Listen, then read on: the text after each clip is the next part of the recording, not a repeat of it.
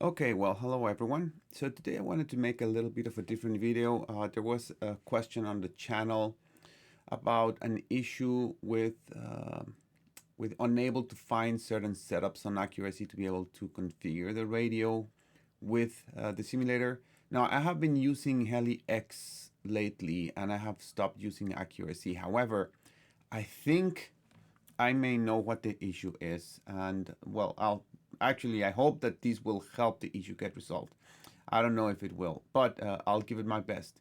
So first, what needs to happen is that we need to understand that Accuracy, HeliX, and any other simulator will basically be just a way of communicating with via the USB or via SimStick or whatever. In this case, an RX2Sim with the program, but it does it as a game controller. So it does it as for the computer, for the sim. It really is no difference that it's a flight radio.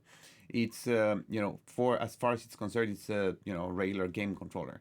So the first thing that you need to make sure is that it is configured correctly as a game controller and all the directions and axes move properly.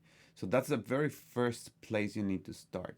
So in order to do that, what I'm going to do is that we need to go to set up USB game controllers on your computer, hoping that you have the same version of Windows. And in here I have, as you can see, the RX2Sim game controller. So that is the one that I use. You may be using a different one, but it's basically gonna be the same. And in here in the properties, we can see all the accesses. So I have my radio powered on and connected, and I'm going to be moving the different sticks, which should do something. So let's see, for example, if I do my collective up, collective down. So as you can see, the Z rotation is giving me the whole range of the collective, up and down. Okay, so now you would know that the Z rotation is that. Then the rudder is the Z axis. So the Z axis, that's center, that's left rudder, and that's right rudder. Okay, it doesn't matter which way it goes. I mean, you can always configure that on the sim. Then your cyclic. So if you see on the little square there that it's moving, so again, it's moving the opposite way because this is up. This is cyclic up, cyclic down. Again, it doesn't really matter because you can reverse it on the software. So it doesn't matter that it's not going the right direction. What matters is that it's actually picking it up and it's going full range. Then cyclic left, cyclic right. Okay, again, they're going in the opposite direction, but that's fine. But you still have the full range of motion of of of the cyclic, okay, which is the right stick. All right, and also a few functions. So I have rescue here on this Y rotation, which you can see it's basically just a 0 to 100 value. So that's the rescue option for me. Then I have here the X rotation has the full range because there's no more channels. So that's the full range of the different flight modes as well as throttle hold. So if you see, I move here and I'm moving, as you can see, the range. I'm moving along different ranges. That is the different flight modes. But all zero is also my throttle hold. Okay, so that's basically all the functions, and I think that there's other buttons that probably I don't know if it. I think that those are all the channels that are able to be sent. So if all this works, if you do have at least an axis that is picking up all of your directions, then everything should be fine. So what we'll do now is that we'll go to accuracy.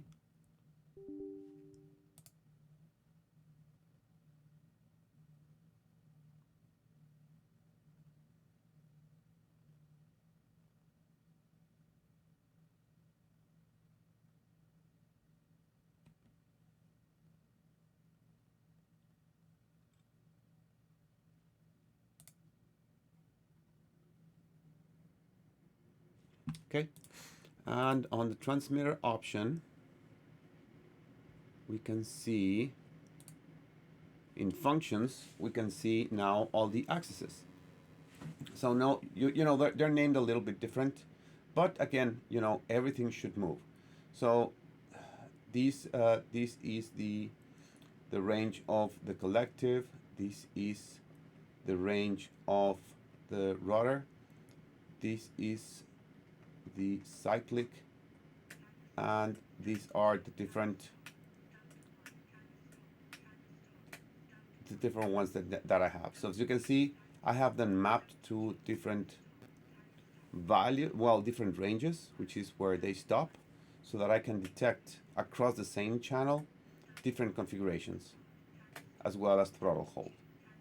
Okay, because all these three are producing different values than the absolute zero that throttle hold is giving, so that works out fine. So I can use a single channel to do all the different options, and of course rescue. Okay, so I can have all of that work, and in theory that should allow you to fly the sim. So let's see, I haven't flown AccuRC for a while. uh,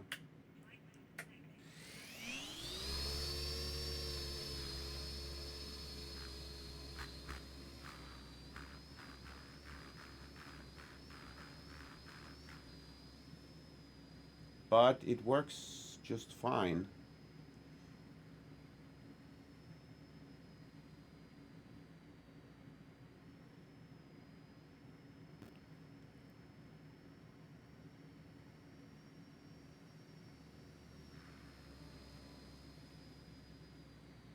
I don't know why it seems to be bogging, which is weird. I mean, this shouldn't bog, but oh well, it works. I mean, everything, all the setting for the radio works, which is what we wanted to achieve today. So I hope that that answers your questions. I hope that that helps you actually get this thing done properly, and you know, you actually being able to use everything there. If something's not working right, then you know some of your channels may not be mapped correctly. So you maybe need to change the setup on your actual radio so that it maps the channels correctly. Or I don't know if there's some configuration involved in the actual sim stick. You know, again, what I use is RX2Sim, and that works fine for me. It maps them this way, and so I'm able to do this. All right, so hopefully that helped.